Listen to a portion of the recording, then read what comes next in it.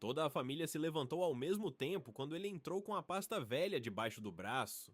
Primos, tios, irmãos, apontando o dedo e gritando em coro que ele nunca tinha feito nada por nenhum deles. Riam alto, trocando olhares satisfeitos, certos de que tinham ganho de vez. Sem dizer uma palavra, colocou a pasta sobre a mesa e foi abrindo devagar, uma folha de cada vez, enquanto o barulho ao redor diminuía. O que aqueles parentes não imaginaram é que havia algo ali dentro guardado há mais anos do que qualquer um deles lembrava.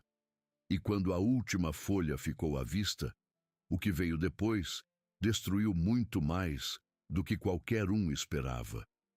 A camisa branca estava passada com um capricho quase anacrônico para uma segunda-feira de março em Governador Valadares, onde o calor começava cedo e não pedia licença. José Cláudio Mendes, 64 anos, passou os dedos pela gola antes de sair do táxi. Ajeitou o colarinho com um gesto mecânico de quem faz aquilo sem pensar porque sempre fez. A pasta de couro bege estava presa sob o braço esquerdo, não abraçada com força, não apertada com ansiedade, apenas ali, carregada com a mesma naturalidade com que alguém carrega um guarda-chuva quando o tempo é incerto. A rua onde havia crescido tinha o mesmo cheiro de terra quente e asfalto que guardava desde a infância.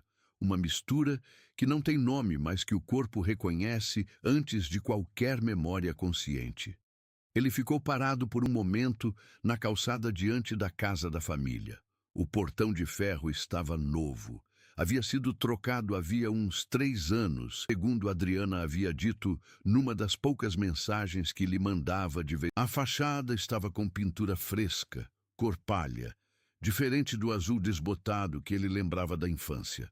Através das janelas abertas do primeiro andar vinham vozes, o som específico de um grupo de pessoas aguardando alguma coisa com impaciência. Aquele burburinho que não tem palavras distinguíveis, mas tem textura inconfundível. José respirou devagar. Não era nervoso, ou se era, havia aprendido a carregar o nervosismo de uma forma que não se via por fora.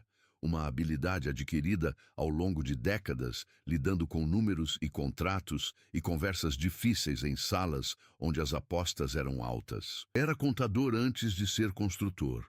E contador aprende cedo que a maior parte das batalhas se ganha antes de entrar na sala, na preparação, na organização, no cuidado com que cada documento é escolhido e ordenado e colocado no lugar exato onde vai ser necessário. Ele olhou uma última vez para a pasta, passou os dedos pela capa de couro bege, gasta nas bordas, com uma mancha escura no canto inferior direito de quando havia sido deixada na chuva uma vez, havia muitos anos. Não era uma pasta bonita, era funcional, resistente e carregava dentro de si 46 folhas que representavam mais de 15 anos de uma vida que ninguém na sala acima havia se dado ao trabalho de perguntar sobre. Empurrou o portão. A escada de entrada tinha 6 degraus de granito cinza. José os subiu devagar, não por dificuldade física. Caminhava todos os dias, mantinha a saúde com uma disciplina que vinha menos de vaidade e mais de consciência de que o corpo é o único bem que não se pode transferir nem penhorar. Mas porque havia algo naquele ritmo lento que pertencia ao momento. Uma última pausa. Uma última oportunidade de sentir o peso exato daquilo que carregava, não no braço, em algum lugar mais fundo, onde as coisas que importam de verdade costumam ficar guardadas. Abriu a porta. A sala estava cheia. Marcelo foi o primeiro a se levantar. 41 anos, ombros largos, um bom paletó de algodão que ficava justo nos braços, a expressão de quem havia ensaiado mentalmente aquele momento várias vezes e estava determinado a aproveitá-lo. Atrás dele levantou Viviane, a esposa, 39 anos, cabelo escuro bem penteado, lábios finos num sorriso que não chegava aos olhos. Do lado direito, Fábio, o filho deles de 27 anos, tirou o olhar do celular pela primeira vez, em horas, e ficou de pé com aquela velocidade específica dos jovens que percebem que alguma coisa está para ser interessante. Denise, a prima de 37 anos, se levantou ao mesmo tempo que dois dos rostos que José mal reconhecia, filhos de tios que havia visto pela última vez no velório da mãe há 4 anos. Toda a sala ficou de pé ao mesmo tempo. Por uma fração de segundo, ninguém falou. José passou os olhos pelo ambiente, as cadeiras dispostas em semicírculo ao redor da mesa da sala, a pilha de papéis do inventário na frente da cadeira vazia, que era evidentemente a de Marcelo, o advogado da família sentado numa ponta com uma expressão de desconforto que sugeria que já havia presenciado mais daquela dinâmica familiar do que gostaria. No canto, quase invisível entre a poltrona e a janela que dava para o quintal, Dona Conceição estava sentada com as mãos postas no colo, 72 anos, vizinha da família por 4 décadas, o único rosto na sala que José havia avisado que viria. Ela o olhou entrar com uma expressão que não era nem de tensão nem de alívio, mas de algo que ficava no meio. Uma espécie de atenção contida, como quem assiste a uma história cujo final já suspeita, mas ainda não tem certeza. Adriana estava sentada no fundo da sala, um pouco separada dos outros, e não havia se levantado. Marcelo ergueu a voz antes que José chegasse à cadeira. Você não tem nada a fazer aqui. O tom era de quem havia decidido aquilo havia muito tempo e estava apenas executando a decisão. Seguro, alto o suficiente para que todo mundo ouvisse claramente, projetado para a sala com a confiança de alguém que tem a plateia do lado. Este inventário não tem nada que te pertença. Você sumiu, ficou anos sem aparecer, sem ligar, sem mandar uma mensagem. E agora aparece aqui com esse ar de que merece alguma coisa? Você nunca fez nada por essa família. Era a voz de Viviane, que havia se posicionado ligeiramente atrás do marido como quem reforça uma linha de defesa. Nenhum centavo, nenhum gesto, nada, nada mesmo, confirmou Denise do outro lado da mesa. Nada, repetiu uma das vozes que José mal reconhecia. A palavra atravessou a sala de bocas diferentes, quase em uníssono, com aquela precisão específica que as coisas repetem quando foram combinadas. Mesmo que não explicitamente, quando um grupo de pessoas se alinha em torno de uma narrativa e ela se torna o roteiro de todos. Fábio não disse nada, mas levantou o celular e começou a filmar, com um sorriso discreto no canto da boca, que era a versão jovem da satisfação que os mais velhos expressavam. José colocou a pasta sobre a mesa. O som foi suave, quase inaudível no meio do burburinho, mas teve um efeito de pausa. Não porque fosse alto, mas porque foi deliberado, lento, controlado. A pasta foi pousada com cuidado, não jogada, não batida, pousada, como alguém coloca um objeto de valor sobre uma superfície e garante que está nivelado. Ele passou os dedos pela capa desgastada e disse apenas que ia ouvir tudo com atenção. Marcelo não havia terminado. Tinha mais para dizer. Havia ensaiado mais, e a calma do irmão não era o que esperava. Então, recalibrou e continuou, usando aquela calma como argumento adicional, como evidência de indiferença ou arrogância. Disse que a construtora havia falido por incompetência. Disse que as dívidas eram de José e de mais ninguém. Disse que os outros haviam construído suas vidas sem ajuda de ninguém, com trabalho honesto, sem ir à falência e sumir por anos. Viviane acrescentou que nunca havia visto um real do cunhado, que José havia sido uma sombra na vida da família, presente nos bons tempos, sumido nos difíceis, que a mãe havia comentado isso mais de uma vez antes de morrer, aquela ausência, aquele silêncio que a magoava. Fábio filmava, o ângulo ajustado para incluir o rosto de José no quadro. José esperou, não com impaciência mal contida, não com a atenção de quem conta os segundos até poder responder, com a atenção genuína de quem está de fato ouvindo, não as palavras que ele sabia de cor antes de chegar ali, mas o tom, a convicção, a medida exata de quanto cada pessoa presente acreditava no que estava dizendo. Quando Marcelo parou, José olhou para ele. Quanto custou a faculdade de medicina do Lucas em Belo Horizonte? Marcelo piscou. A pergunta havia chegado de um ângulo que ele não estava esperando. O que isso tem a ver com... A mensalidade, José continuou no mesmo tom. O apartamento, os 5 anos inteiros. Isso não tem nada a ver com o inventário. Não tem, José concordou. Fechou os dedos sobre a pasta. E não disse mais nada. O silêncio que veio depois tinha uma textura diferente do burburinho anterior. Era o silêncio de uma sala que não entende o que acabou de acontecer, que ainda está processando o não acontecimento.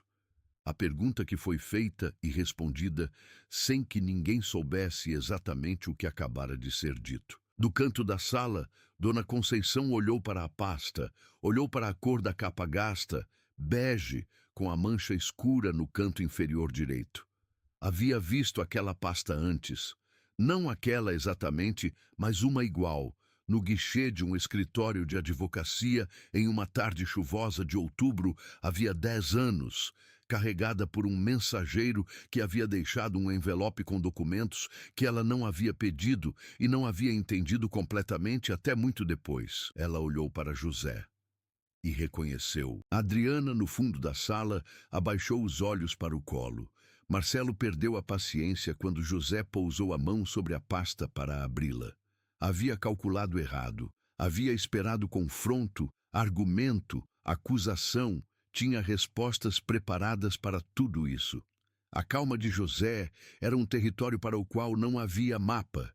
E o desconforto disso havia estado crescendo desde que o irmão entrou pela porta sem mudar o passo e pousou a pasta como se tivesse todo o tempo do mundo. Quando os dedos de José tocaram o fecho da pasta, Marcelo se moveu antes de pensar. Arrancou a pasta com as 2 mãos e a jogou no chão entre as cadeiras. O fecho estava aberto. As folhas escorregaram para fora em leque, espalhadas no assoalho de madeira entre os pés das cadeiras, brancas e numeradas e ordenadas. 46 páginas que José havia organizado durante 3 semanas com o mesmo cuidado com que havia passado a camisa naquela manhã. Fábio ergueu o celular mais alto, achando que estava documentando uma vitória. Viviane ficou parada, a boca levemente entreaberta. Adriana fechou os olhos. José olhou para as folhas no chão por um momento apenas. Depois se levantou devagar da cadeira, contornou a mesa e foi até elas. Agachou-se. Começou a recolhê-las uma a uma, sem pressa, lendo o número de cada página antes de encaixá-la no lugar certo na pilha que ia reconstituindo entre as mãos. Não havia raiva no gesto. Ou se havia, estava tão abaixo da superfície que não se via. Havia apenas aquele cuidado meticuloso de quem sabe exatamente onde cada coisa vai, de quem organizou aquelas folhas tantas vezes na memória que poderia colocá-las em ordem no escuro. Marcelo cruzou os braços, satisfeito, olhando para o irmão agachado no chão. Ninguém na sala entendeu por que o homem humilhado parecia tão calmo. Dona Conceição se levantou da poltrona no canto. Caminhou devagar entre as cadeiras, contornando Fábio sem olhar para ele, e parou perto de José, enquanto ele ainda estava agachado recolhendo as últimas folhas. Sem dizer nada, pegou uma das páginas que havia ficado um pouco mais afastada, embaixo do rodapé da cadeira de Marcelo. Endireitou os óculos, leu o cabeçalho. Ficou parada. Era um extrato de transferência bancária. Nome do beneficiário: Maria da Conceição Almeida Ferreira. Data: 14 de outubro de 2013. Valor: R$ 28.400. Referência: primeira parcela, reforma residencial, Rua das Acácias, número 47. Conceição conhecia aquele valor de cor. Havia recebido 3 transferências iguais naquele período, a primeira em outubro, a segunda em fevereiro, a terceira em junho do ano seguinte. Cada uma havia chegado de uma conta de holding, com um nome que não lhe dizia nada, acompanhada de uma carta breve do advogado responsável que explicava apenas que era uma doação e que o doador preferia anonimato. Ela havia tentado descobrir quem era, havia ligado para o advogado 1 vez, 2 vezes, Havia perguntado a vizinhos, havia não dormido pensando nisso por semanas, porque o dinheiro havia chegado na semana exata em que o banco estava prestes a executar a hipoteca da casa onde havia morado por 22 anos, onde havia criado seus filhos, onde havia enterrado o marido do coração antes de enterrá-lo de verdade. Alguém havia salvado a casa dela e ela nunca soubera quem. Conceição olhou para José, que estava terminando de recolher as últimas folhas, e perguntou em voz alta, alta o suficiente para que toda a sala ouvisse com clareza: "Foi você?" José recolheu as últimas folhas. Encaixou-as na pasta. Verificou a ordem com os dedos uma última vez. Levantou devagar. "Foi", disse ele. O silêncio que tomou a sala durou tempo suficiente para que todo mundo trocasse olhares. Não foi o silêncio de quem não tem nada a dizer. Foi o silêncio de quem tem coisas demais para dizer e não sabe qual delas dizer primeiro. Aquele silêncio específico de uma sala que acaba de perceber que a história que todos estavam contando para si mesmos pode não ser a história que de fato aconteceu. Marcelo tinha os braços ainda cruzados, mas a satisfação havia saído do rosto. No lugar dela, havia alguma coisa menos definida. Não era culpa, ainda não. Era mais aquela sensação que precede a culpa. O reconhecimento de que uma peça importante pode ter sido deixada de fora do quebra-cabeça que ele havia montado com tanto cuidado ao longo de anos. Viviane olhou para o marido. Fábio havia baixado o celular. José abriu a pasta sobre a mesa pela segunda vez. "Posso?"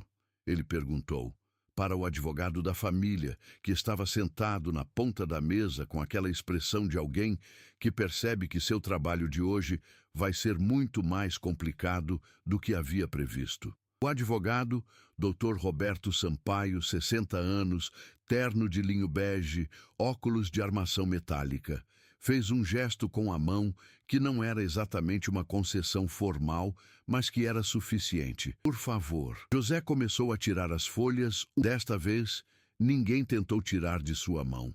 A primeira página que ele colocou sobre a mesa foi um comprovante de transferência bancária. Depois, veio um contrato de financiamento. Depois, um recibo com nome e data e assinatura. Ele foi colocando as folhas em pilhas separadas, organizando enquanto falava, a voz no mesmo tom de sempre. Baixa, direta, sem drama, como alguém lendo em voz alta um relatório cujos números falam por si mesmos. Faculdade de Medicina, Lucas Andrade Mendes, Pontifícia Universidade Católica de Belo Horizonte. 48 parcelas mensais, primeiro pagamento em março de 2012, último em fevereiro de 2016. Ele colocou as folhas a uma, cada uma com data e valor e número de controle. Mensalidade, mais apartamento de um quarto no bairro São Pedro, 5 anos, total pago, R$13.480. Marcelo abriu a boca. "A conta é de uma holding chamada CJM Participações." José continuou sem olhar para o irmão. "Você nunca cruzou com esse nome, porque eu não quis que cruzasse. O contrato com a faculdade foi feito através de um procurador. A conta do apartamento era em nome de uma imobiliária que fazia a gestão." "Isso pode ser falsificado", Marcelo disse. A voz tinha perdido parte do volume de antes. Dona Conceição, que havia voltado à sua cadeira, mas que agora estava sentada na borda dela, disse com uma clareza que não admitia discussão: "Eu conheço esse cabeçalho há 10 anos, Marcelo. Tenho guardado uma folha com esse mesmo logo, tentando descobrir quem me ajudou." Viviane parou de falar. José passou para a segunda pilha. Apartamento Denise Cavalcante Mendes, Rua Coronel Fabriciano, número 218, Governador Valadares. Entrada de R$45.000, paga em julho de 2015, quando você estava desempregada e o banco havia negado o financiamento. Ele colocou o recibo sobre a mesa. Através de um intermediário, uma corretora de imóveis que foi instruída a dizer que era uma promoção especial para compradores com perfil específico. Denise ficou tão imóvel que parecia ter parado de respirar. Dívida de cartório, José continuou. Inventário do pai, travado por 3 anos por uma pendência de ITCMD que ninguém na família sabia como resolver. Liquidada em 2018, antes que qualquer um dos presentes soubesse que existia, porque o cartório entrou em contato comigo primeiro. Eu ainda estava listado como sócio correspondente do escritório que havia feito o registro original do imóvel. Ele colocou o recibo de quitação sobre a mesa. E a cirurgia cardíaca da tia Irene, em 2017. José pausou aqui apenas um instante. O único momento em que a voz sofreu algo que podia ser chamado de variação. Um leve adensamento no final da frase, que passou tão rápido que podia ter sido imaginação. A família inteira disse que havia bancado coletivamente. Eu nunca corrigi isso porque não era meu objetivo que soubessem. Ele colocou o último recibo, do hospital com data, valor, carimbo. R$ 87.300, pago integralmente por mim. O silêncio que se seguiu foi diferente de todos os silêncios anteriores. Era o silêncio de uma sala que está recalculando, que está pegando uma história que acreditava conhecer completamente e percebendo que havia uma câmara inteira que ninguém havia entrado, cheia de coisas que mudam o sentido das outras, que alteram a perspectiva de baixo para cima, que transformam o que parecia óbvio em algo que mal faz sentido. Doutor Roberto Sampaio tirou os óculos e os limpou com o lenço do bolso. O gesto automático de alguém que precisa de uma ação mecânica enquanto o cérebro processa informação. Fábio olhou para o celular desligado na mão, olhou para os recibos na mesa, olhou para o pai. Marcelo ficou parado, olhando para as pilhas de papel, como se estivesse esperando que desaparecessem. José não havia começado a ajudar porque tinha dinheiro sobrando. Havia começado porque conhecia o custo de não ter.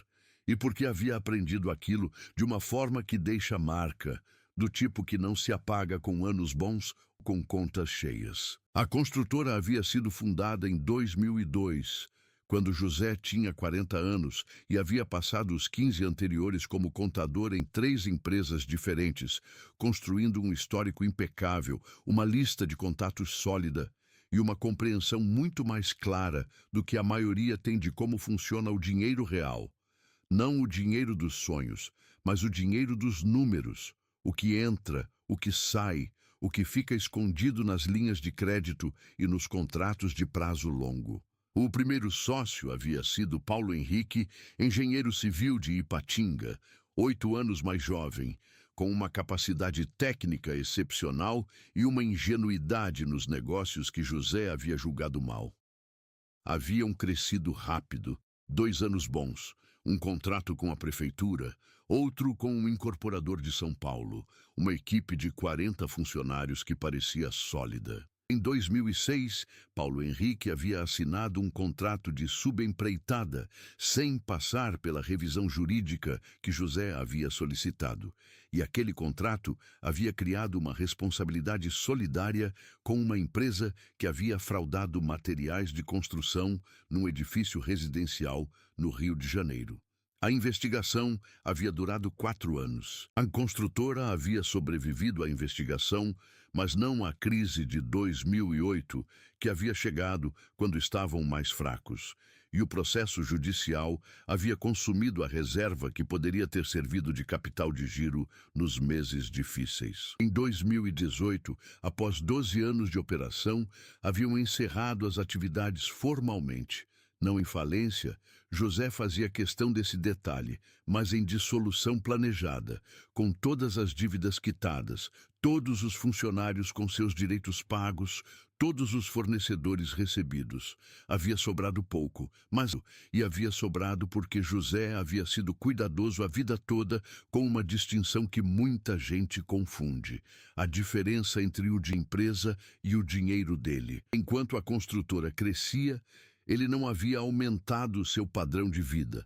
Enquanto Paulo Henrique havia comprado casa nova e trocado de carro, José havia continuado no mesmo apartamento de 2 quartos em que morava desde os 32 anos. no mesmo carro que tinha desde 2004, com o mesmo hábito de registrar cada despesa num caderno que guardava na gaveta da mesa de trabalho. Naquele apartamento, naquela mesa, havia passado muitas noites verificando números. Não os números da construtora. Esses ele controlava no escritório, com a equipe, nos sistemas. Eram outros números.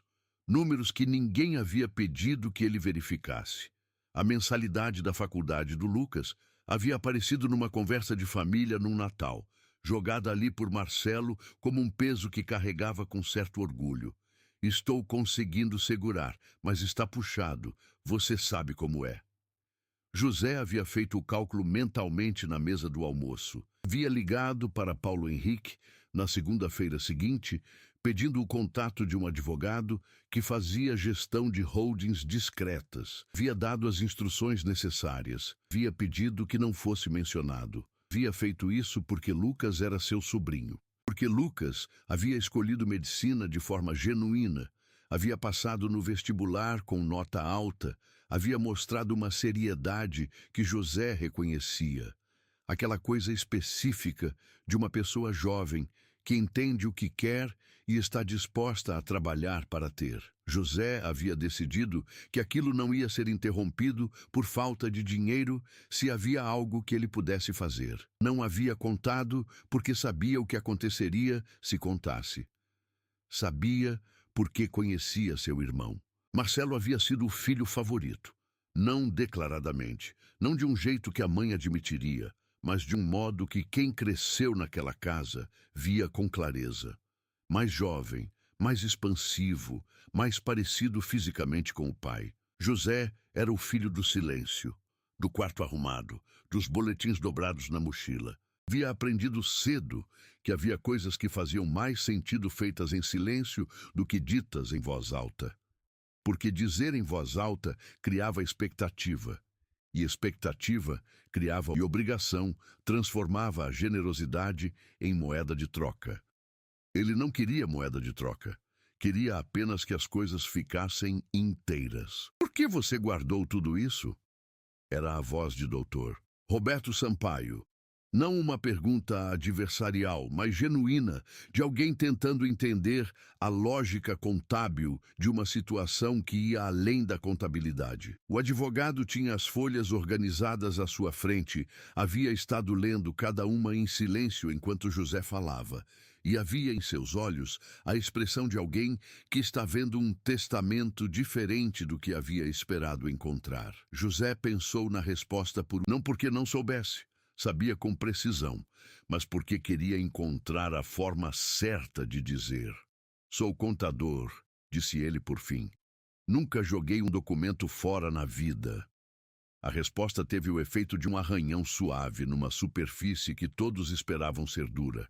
Foi quase engraçada, de um jeito que não era cômico, mas que aliviou por um instante a pressão da sala, antes de a seriedade voltar. Mas por que trazer agora? Perguntou Denise a voz baixa, sem a agressividade de antes. Via algo nela agora que era diferente.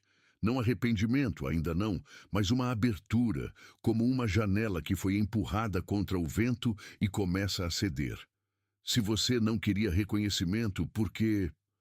Porque Marcelo disse que eu nunca fiz nada. A frase era simples e cabia numa linha, e era a resposta completa. O silêncio que veio depois não era vazio. Era cheio, do jeito que os silêncios são quando uma verdade simples ocupa todo o espaço disponível sem precisar de complemento. Dona Conceição ficou olhando para as mãos postas no colo. Havia uma expressão no rosto dela que era difícil de nomear.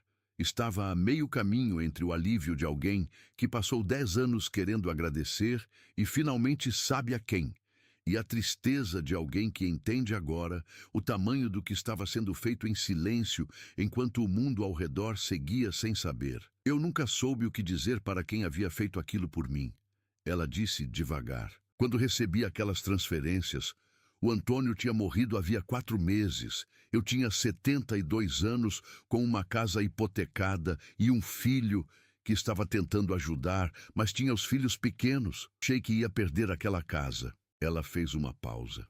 Acho que qualquer pessoa normal na minha situação perderia. José não disse nada. Você salvou mais do que a casa, ela continuou. Sabe aquilo que uma pessoa tem, que é o único lugar onde todos os anos da vida dela existem ao mesmo tempo? As fotos nas paredes, o ladrilho da cozinha que o Antônio assentou com as próprias mãos, o jardim que os netos conhecem desde bebês. Ela parou, engoliu. Você salvou tudo isso. A voz dela havia ficado embargada no final. Ela não chorou. Tinha o tipo de dignidade que não colapsa em público, mas havia algo nos olhos que era equivalente ao choro. Aquela umidade específica de uma emoção grande que encontra o limite de quanto o corpo consegue conter. José olhou para ela. Eu sei, disse ele. Apenas isso. Mas o jeito como disse, com a mesma simplicidade da frase anterior, mas com um peso diferente, como se aquelas 2 sílabas carregassem tudo que ele havia decidido não dizer por 10 anos, fez com que Conceição fechasse os olhos por um momento. Foi Fábio quem quebrou o silêncio seguinte e o fez de um jeito que ninguém esperava. Tio, José virou o rosto para ele. Fábio estava de pé ao lado da cadeira, o celular guardado no bolso, as mãos abertas ao lado do corpo. Um gesto involuntário de abertura que contrastava com toda a postura que havia trazido para a reunião. Era jovem, 27 anos, e havia na expressão dele aquela coisa específica dos jovens que crescem dentro de uma narrativa de família e nunca questionam seus contornos, porque a narrativa foi o ar que respiraram desde pequenos. O apartamento que minha mãe está morando hoje em dia, ele disse. Parou, recomeçou. O que você disse sobre a entrada de 45 mil, julho de 2015, José confirmou. Fábio assentiu devagar. Eu tinha 17 anos. Lembro que a minha mãe ficou eufórica, porque o banco havia aprovado uma condição especial. Parou de novo. Ela ficou 1 mês achando que era um sinal do destino. O canto da boca de José se moveu levemente. Não exatamente um sorriso, mas algo na direção de um. Ela ficou muito feliz, José disse. Isso era o que importava.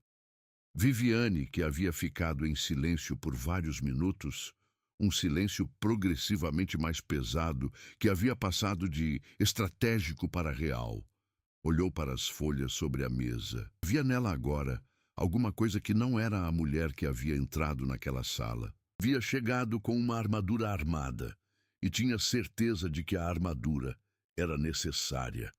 Agora estava sentada com os cotovelos sobre os joelhos, levemente curvada para frente, e a armadura havia se tornado pesada de um jeito que ela ainda estava tentando entender. Por que você nunca disse nada? Ela perguntou, e a pergunta saiu diferente do que as anteriores. Não era acusação, era genuinamente uma tentativa de entender.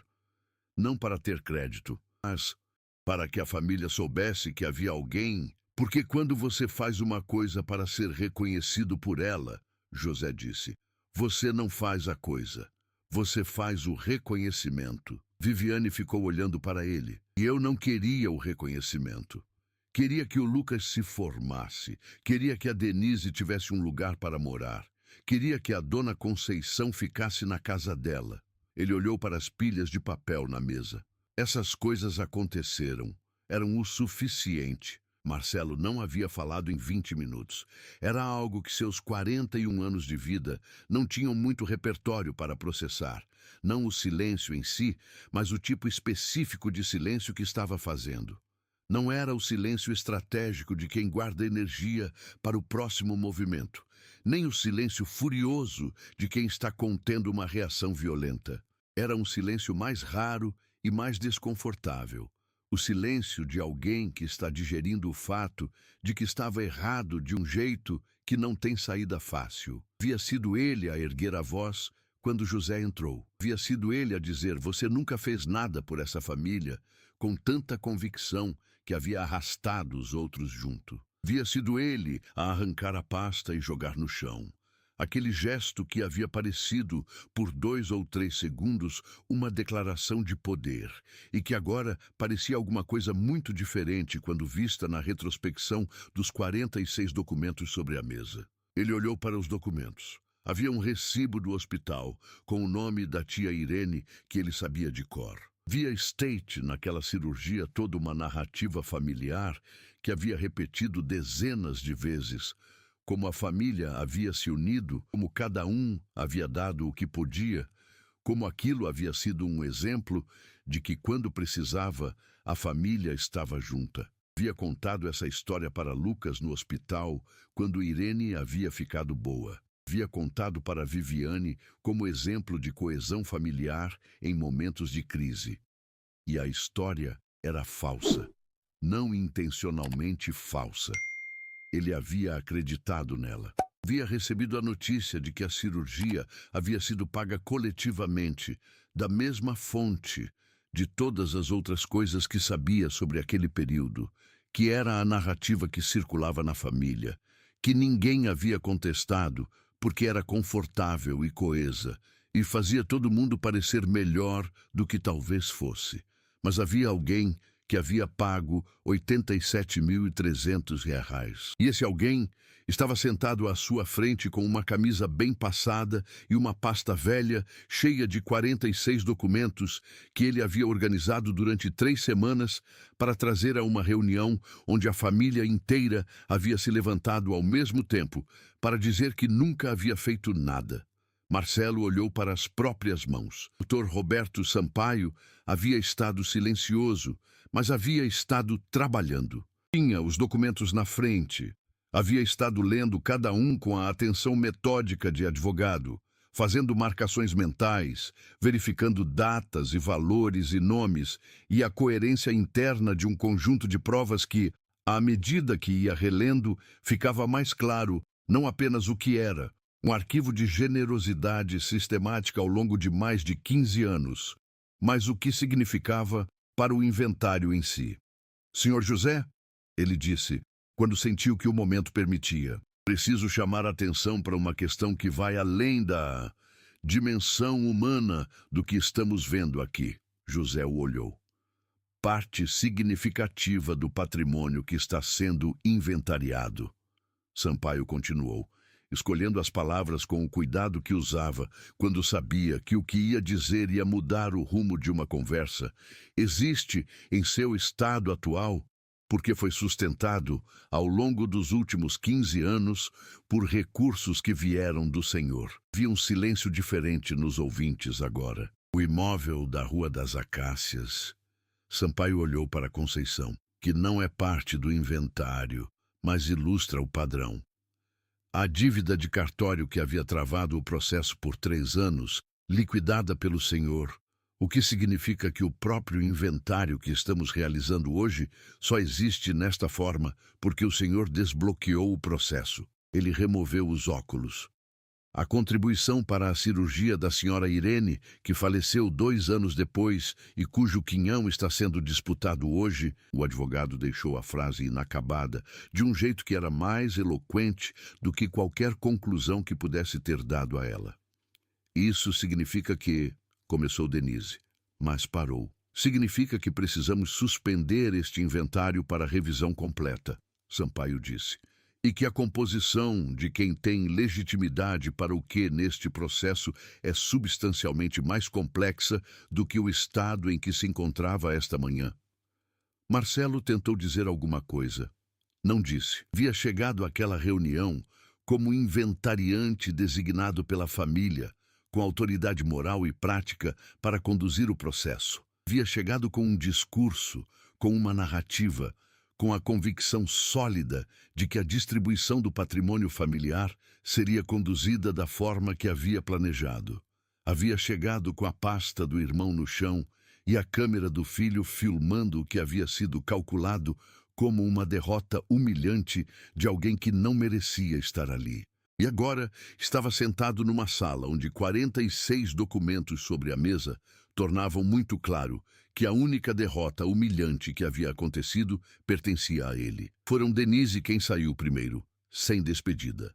Depois Viviane, que havia ficado alguns minutos adicionais, olhando para as folhas sobre a mesa, como se tentasse ainda encontrar uma forma de contestar algo, e havia desistido, não com palavra, mas com o gesto de pegar a bolsa, levantar-se e sair pela porta lateral sem olhar para o marido. Fábio ficou mais tempo do que qualquer um. Continuava de pé ao lado da cadeira, olhando para os documentos com aquela expressão específica de alguém que está revisando um arquivo mental, pegando memórias que havia arquivado com uma etiqueta e percebendo que a etiqueta estava errada, que precisam ser reclassificadas, que o sentido que haviam tido por anos é diferente do sentido que tem agora.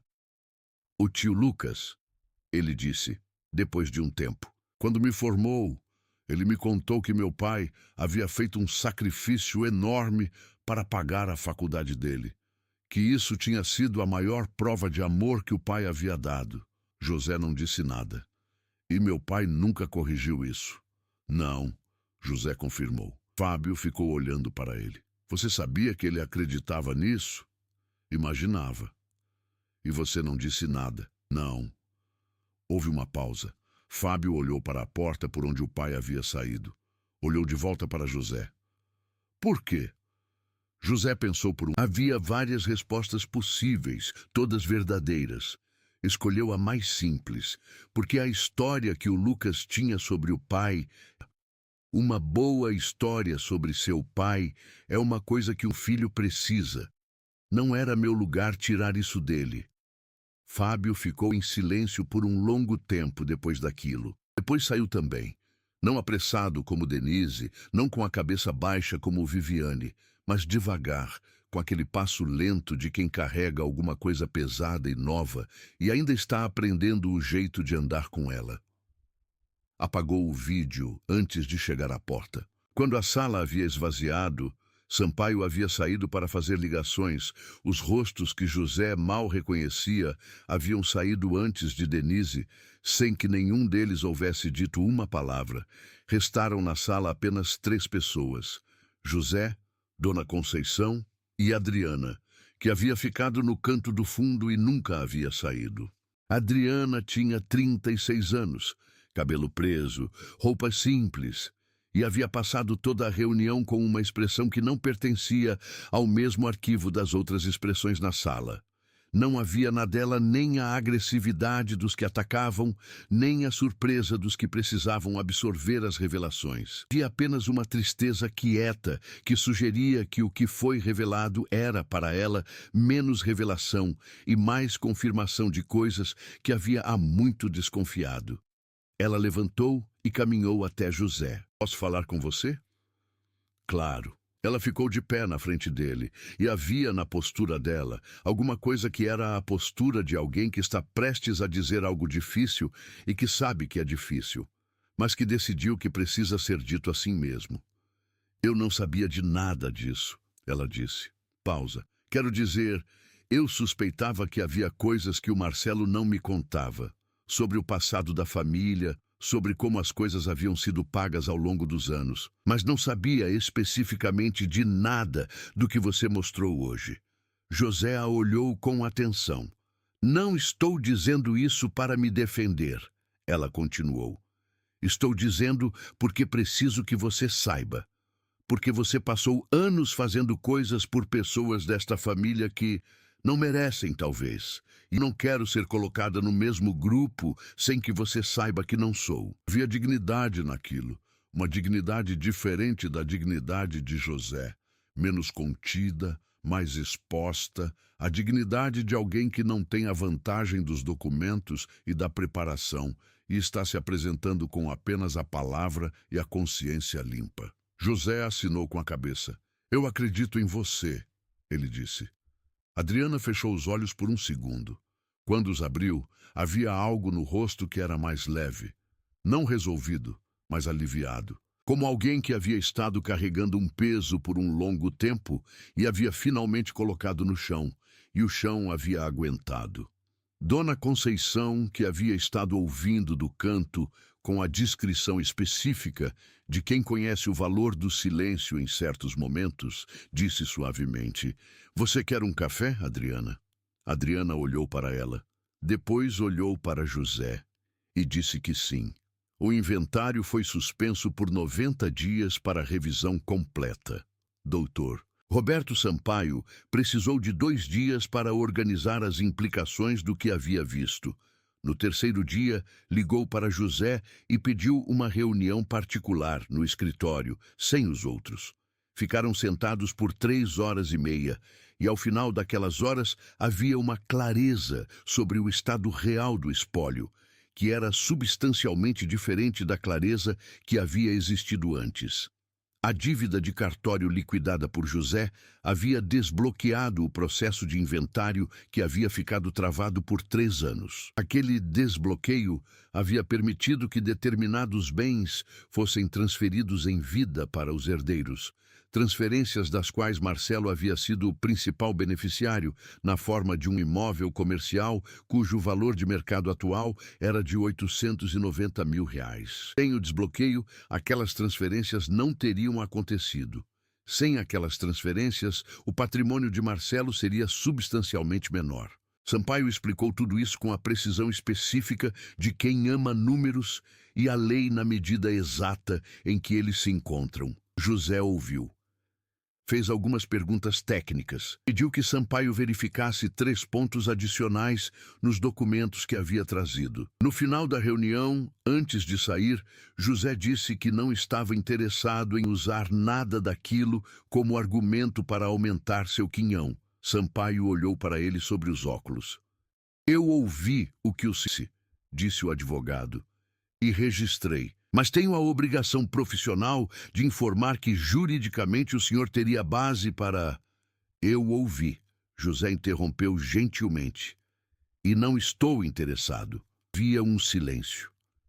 "O que eu quero", José continuou, "é que o processo seja feito corretamente, que cada pessoa receba o que lhe cabe por lei, que o espólio da minha mãe seja distribuído de uma forma que ela pudesse ter aprovado se estivesse aqui para ver." Ele pegou a pasta da cadeira ao lado, havia levado de volta ao escritório como sempre levava.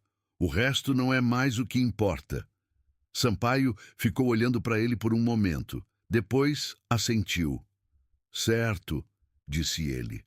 Marcelo apareceu na porta do escritório de Sampaio na tarde da quinta-feira da segunda semana, sem ter marcado hora, com aquela expressão específica de alguém que tomou uma decisão difícil e está determinado a não desistir dela antes de executar. Sampaio o recebeu, mas foi transparente. "Não posso discutir o caso sem o seu irmão presente." "Eu sei", Marcelo disse. "Não vim falar sobre o caso." Sampaio esperou. "Preciso de um endereço ou um telefone. Qualquer contato do meu irmão que ele não bloqueou." Uma pausa. "Ele estava numa pensão perto da rodoviária, mas me disseram que saiu na semana passada." Sampaio verificou se havia restrição. Não havia. José não havia pedido que seus dados fossem mantidos em sigilo. Forneceu o número. Marcelo ficou com o número no celular por 4 dias sem ligar. Havia começado a digitar a mensagem 3 vezes e apagado. Havia colocado o celular de lado e voltado para o trabalho. Havia passado noites acordado de um jeito que não era o jeito de noites comuns. Não era ansiedade de lista de tarefas ou preocupação com resultado. Era um tipo de vigília diferente. Aquele estado em que o cérebro recusa descanso porque está processando algo que ainda não resolveu. No 5º dia, ligou. José atendeu no 2º toque. "Alô, sou eu", Marcelo disse. Pausa. O Marcelo. Houve um silêncio de alguns segundos. "Oi", José disse. Apenas isso, mas sem frieza. Era o oi de quem esperava a ligação há algum tempo e ficou contente que aconteceu, mas que não vai facilitar o caminho, porque facilitar seria retirar da outra pessoa a responsabilidade de fazer o que eu precisava. Marcelo começou. Parou. "Eu quero falar com você. Pessoalmente, se puder ser." "Pode ser. Amanhã?" "Pode ser amanhã." Marcelo desligou antes que houvesse tempo para hesitar. Encontraram-se num boteco perto do centro, numa mesa de canto, num final de tarde em que o calor havia baixado um pouco e havia uma brisa que tornava a rua agradável. Marcelo chegou primeiro.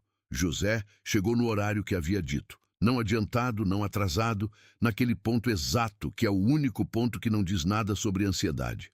Pediram café. Ficaram um tempo sem falar. Era o silêncio de duas pessoas que se conhecem há décadas, mas que estão sentadas em frente a uma mesa limpa, sem a cobertura familiar de todos os anos anteriores, como se aqueles anos tivessem sido um conjunto de móveis e alguém os tivesse tirado da sala. E o que restou foi apenas o assoalho de madeira nua. Marcelo começou. Não disse "me desculpe" como primeira coisa, porque teria soado automático. E havia algo em Marcelo que, por toda a sua arrogância e todos os seus defeitos, reconhecia quando uma palavra estava sendo usada como atalho para algo que não tem atalho. Então começou de outra forma. Eu construí uma história sobre você, ele disse, ao longo de anos. Fui juntando as partes que encaixavam na história. Você sumido, a construtora fechando, o silêncio, e fui preenchendo os espaços com o que fazia sentido dentro dela. Pausa. E apresentei essa história para a família toda com bastante convicção, com bastante certeza. José ficou ouvindo. E a história estava errada. Marcelo olhou para o café. Não estava incompleta. Estava errada, porque os espaços que eu preenchi eram diferentes do que estava lá de verdade. Ele ergueu os olhos. Você entende o que estou dizendo? Entendo. Não é só que eu não sabia das transferências e dos documentos. É que eu decidi que sabia a história sem perguntar. Decidi que conhecia a resposta antes de perguntar a pergunta. José ficou em silêncio por um momento. Você se lembra de quando o pai ficou doente pela primeira vez? Ele disse então. Em 2010, a segunda hospitalização. Marcelo piscou. Sim. Você estava em São Paulo com um emprego novo. Era impossível você vir. Eu fui. Fiquei 2 semanas. José segurou a xícara, mas não bebeu. O pai perguntou por você todos os dias. Eu disse que você estava a caminho. Todos os dias. Marcelo ficou olhando para a mesa. Não contei isso para te acusar, José disse. Conto porque houve um momento naquela segunda semana em que o pai disse que estava orgulhoso dos 2 filhos.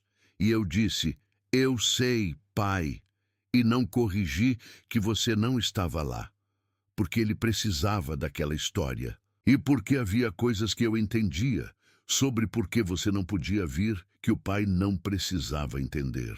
Houve uma pausa longa. Às vezes a gente protege as histórias das pessoas porque as histórias fazem parte das pessoas. José continuou. Não porque a gente é melhor. Porque a gente pode. Marcelo ficou em silêncio por um... Quando falou, a voz tinha uma textura que era nova. Não a voz de 41 anos de irmão mais novo que aprendeu a falar alto para compensar a sombra do mais velho, mas uma voz menor, mais real, que havia estado guardada embaixo da outra por muito tempo. Eu joguei a pasta no chão na frente de todo mundo, ele disse. Jogou. E eu tinha filmado você agachado recolhendo as folhas. Ia ser alguma coisa, um troféu. Ele fechou os olhos por um segundo. Fábio filmou isso. Eu sei. E você ficou recolhendo as folhas com cuidado, Marcelo disse. Uma, sem dizer nada, sem olhar para mim com raiva. Uma pausa. Nunca me senti tão pequeno na vida. José pousou a xícara. Você não é pequeno, Marcelo. Marcelo olhou para ele. Você fez uma coisa pequena num momento ruim, José disse. Isso não é a mesma coisa. Houve um silêncio. Depois Marcelo disse, a voz embargada de um jeito que ele claramente estava lutando para controlar. Você vai me perdoar por isso? José ficou olhando para o irmão por um momento. Para o rosto que conhecia desde que Marcelo tinha 10 anos, e ele tinha 23. Para os olhos que eram da cor exata dos olhos da mãe, para os 41 anos inteiros de um irmão que havia passado grande parte deles acreditando em algo que não era verdade e havia causado dano real a partir dessa crença. Já perdoei, ele disse, antes de você pedir. Marcelo baixou a cabeça. Ficou assim por um bom tempo, os cotovelos sobre a mesa, a cabeça levemente curvada, e José ficou sentado do lado oposto sem pressa, sem dizer mais nada, deixando o silêncio fazer o que silêncio bem colocado sabe fazer. Não preencher o espaço, mas dar a ele a largura necessária para que tudo que precisa de espaço para existir, possa existir. 3 meses depois, o inventário foi concluído. A distribuição final foi diferente do que Marcelo havia planejado originalmente, e diferente também do que José teria tido direito se houvesse usado todos os argumentos legais disponíveis. Foi uma distribuição feita com base nos documentos, nos direitos legais de cada herdeiro e nas correções que se tornaram necessárias quando a realidade substituiu a narrativa que havia sido construída.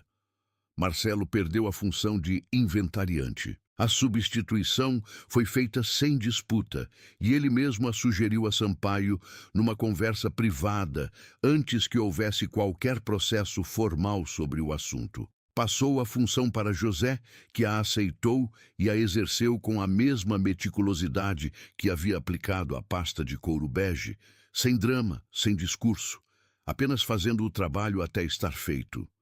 Denise, que havia saído da reunião sem despedida, enviou uma mensagem para José 4 semanas depois. Era curta, 6 linhas, sem retórica. Dizia que havia passado a vida inteira acreditando que o apartamento havia sido uma condição especial da imobiliária e que saber a verdade havia mudado alguma coisa em como ela se relacionava com o espaço onde dormia todos os dias. Não pedia perdão explicitamente, mas havia na estrutura da mensagem o reconhecimento de que havia sido injusta e a disposição de não continuar sendo. José respondeu em 3 linhas. Disse que ficou feliz que o apartamento tivesse sido bom. Disse que era isso que importava. Disse que a porta estava aberta se ela quisesse conversar. Ela apareceu 3 semanas depois. Ficaram 2 horas sentados na varanda da pensão onde José estava hospedado. Nenhum dos dois chorou, mas havia algo na conversa que tinha a textura emocional do choro sem ter a forma dele. Aquela qualidade específica de um encontro entre 2 pessoas que estiveram erradas uma com a outra e que finalmente estão dispostas a deixar que o ar correto circule. Lucas, o filho de Marcelo, médico de 29 anos, que estava em Belo Horizonte e havia ficado sabendo do que havia acontecido na reunião de inventário através do pai, numa conversa telefônica que havia durado 90 minutos e que Marcelo havia descrito depois para José como a conversa mais difícil que tive na vida. Ligou para o tio no domingo após o inventário ser concluído. Tinha a voz de quem preparou o que ia dizer com cuidado, mas que ainda assim não tem certeza de que as palavras são exatamente certas. Meu pai me contou que o senhor pagou minha faculdade. Paguei, José confirmou. Todos os 5 anos. Todos. Houve uma pausa. Porque nunca me disse. Porque não precisava que soubesse para que fizesse sentido. Outra pausa, mais longa. Eu me formei em pediatria, Lucas disse. Faço plantão numa UPA. Atendo crianças do SUS, a maioria de famílias sem renda, muitos casos de desnutrição, de doenças que são de pobreza mesmo, que não tem em lugar nenhum que não seja pobreza. Uma pausa. Eu escolhi essa área porque, sei lá, porque parecia o lugar onde havia mais gente que precisava de alguém ali. José ficou ouvindo. Estou dizendo isso porque... Lucas parou.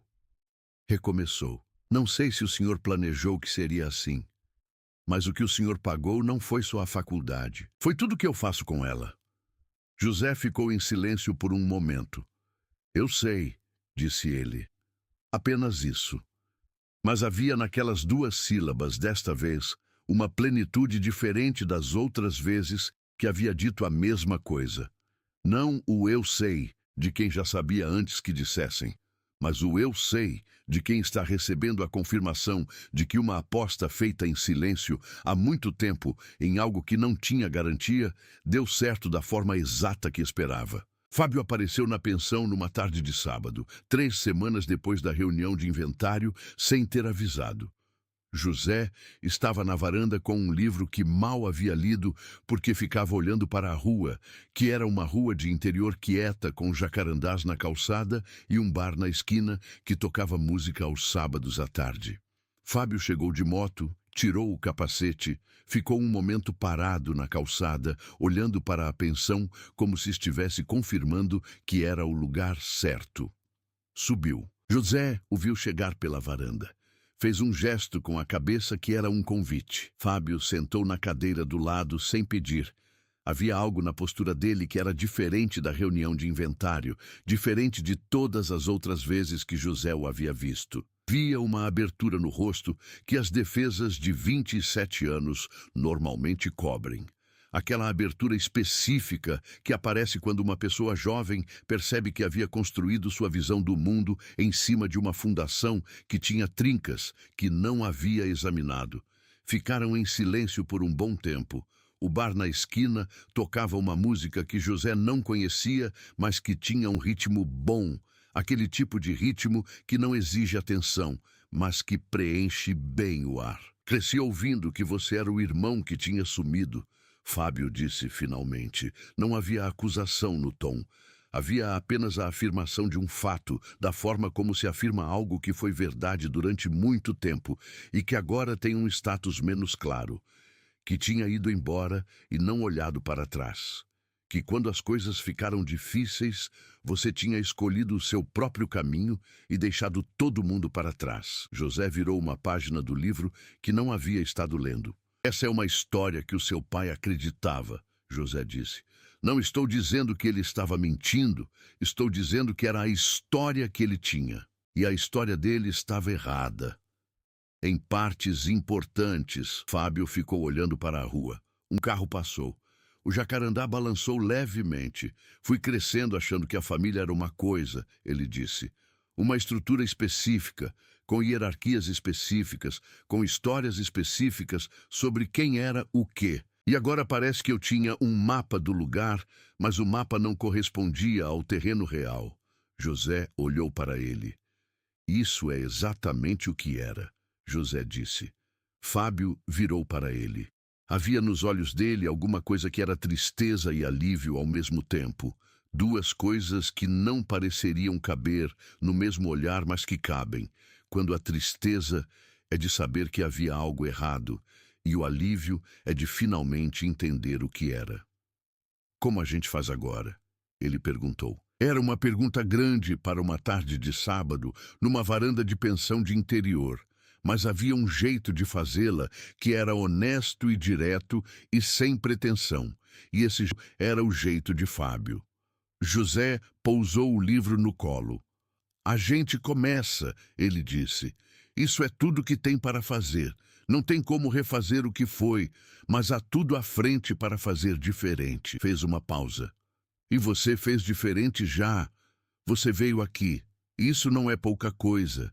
Fábio pôs a mão no ombro do tio. E José colocou a mão sobre a mão do sobrinho. E ficaram assim por um momento em silêncio, com o bar tocando lá na esquina e os jacarandás na calçada e a tarde quente de interior descendo devagar para o fim. 1 ano depois da reunião de inventário, Governador Valadares tinha o mesmo calor de março e os mesmos jacarandás na calçada da Rua das Acácias. A casa de Dona Conceição havia recebido uma nova camada de tinta no mês anterior. Ela própria havia escolhido a cor, um azul claro que seu marido havia mencionado uma vez como o azul que queria para a fachada, mas que nunca haviam conseguido fazer antes de ele adoecer. O jardim tinha petúnias roxas que os netos dela haviam plantado num sábado de tarde há 3 semanas. Conceição estava sentada na varanda quando José parou o carro na frente. Havia se mudado de volta para Governador Valadares 6 meses antes. Não para a casa da infância, mas para um apartamento pequeno no mesmo bairro, a 2 quarteirões de Conceição, escolhido exatamente por aquela proximidade. Havia retomado o trabalho como consultor contábil de pequenas empresas. uma atividade que não precisava de escritório grande, nem de sócio, nem de equipe de 40 pessoas. Precisava apenas de alguém com décadas de experiência e a paciência de olhar para os números de um pequeno negócio, com o mesmo cuidado que olharia para uma grande corporação. Conceição o viu sair do carro com 2 sacos de pão de queijo de uma padaria que ficava perto do apartamento, e cuja existência ela havia mencionado numa conversa casual 3 semanas antes. Sabia que ia aparecer, ela disse, sem se levantar. Bom dia, Conceição. Bom dia nada, já é quase 11 da manhã. José subiu os 2 degraus da varanda e colocou os sacos sobre a mesa de plástico branca. Conceição levantou com a velocidade específica de 73 anos que se mantém em atividade. Foi buscar o café que estava na cozinha, voltou com 2 canecas e pousou uma na frente de José com a naturalidade de quem está servindo café para alguém que já estava sentado àquela mesa muitas vezes. Ficaram em silêncio por um momento. O bom silêncio de pessoas que se conhecem o suficiente para que o silêncio seja companhia. O Fábio ligou ontem, Conceição disse. O que ele disse? Disse que está trabalhando numa agência de publicidade em BH, mas que quer começar uma coisa própria. Pediu meu conselho. Ela soprou o café. Claro que eu não sei nada de publicidade, mas ele queria conversar com alguém que tivesse sabedoria, disse ele. José sorriu levemente. Você tem sabedoria. Tenho 73 anos, que não é a mesma coisa, ela disse. Mas havia um prazer real no tom que contrariava a modéstia. Mas ouvi ele por 1 hora. É um menino bom no fundo, o Fábio. Só precisou de tempo para achar o fundo. José assentiu. O Marcelo veio aqui semana passada. Conceição continuou, com a mesma naturalidade. Veio sozinho. Ficou aqui na varanda umas 2 horas. Falamos sobre a mãe dele, sobre quando eram crianças nesta rua. Uma pausa. Ele chorou um pouco quando falamos sobre quando ela ficou doente da última vez, antes de morrer. José olhou para o café. Eu disse a ele que a sua mãe gostava de todos os filhos, Conceição disse, que ela nunca me disse que havia um favorito, que ela ficava preocupada com o Marcelo, do jeito que as mães ficam preocupadas com os filhos, que parecem ter tudo, mas que na verdade estão carregando muita coisa sozinhos. Uma pausa. Ele precisava ouvir isso. Precisava, José concordou. E eu precisava dizer, porque é verdade. Conceição olhou para ele. Sua mãe também me falava de você. Com orgulho, José. Não era do tipo de orgulho que se demonstra em voz alta na mesa de jantar. Era do quieto. Era do tipo que aparece num sorriso quando o nome é mencionado. José ficou em silêncio por um dia aprendido, ao longo de muitos anos, a carregar as coisas que importavam de um jeito que não ocupava o centro da sala. Havia aprendido que a maioria das coisas que valem a pena não ocupa o centro de nenhuma sala. Ficam nas bordas, nas margens, nos gestos que passam sem anúncio. Havia guardado 46 documentos numa pasta de couro bege gasta, porque havia uma precisão nele que não permitia jogar fora a evidência de nada.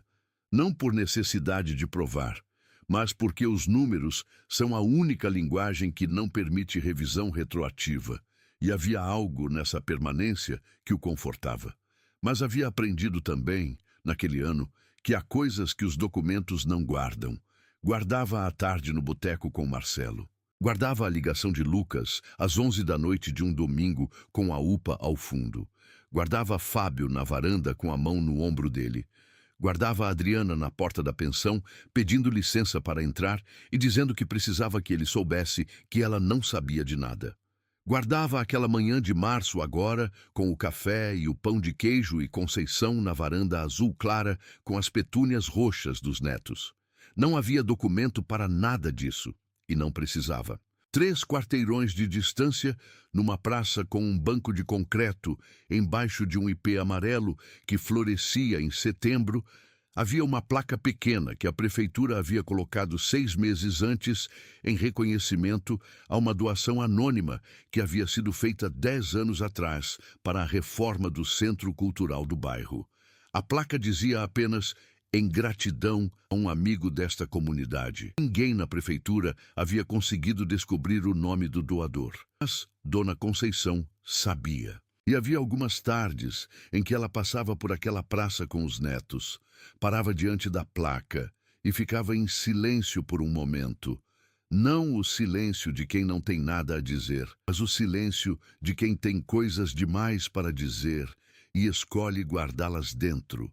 Porque algumas verdades funcionam melhor guardadas, como sementes, esperando o momento certo de se tornarem outra coisa. Família não é quem divide a herança com você. Família não é quem carrega o mesmo sobrenome, ou o mesmo sangue, ou o mesmo endereço nos documentos. Família é quem aparece quando ninguém está vendo, quem paga a conta em silêncio, quem guarda a boa história do seu pai para que você possa ter um pai de quem se orgulhar.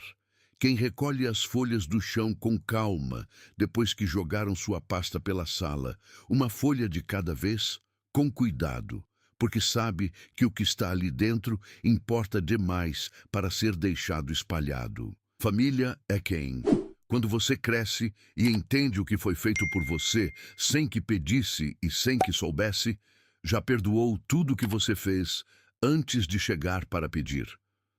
Às vezes, a maior riqueza que uma pessoa deixa não é o que está no inventário, é o que ficou, silencioso, dentro de uma pasta de couro bege gasta, esperando o momento exato em que a verdade precisasse ocupar uma sala.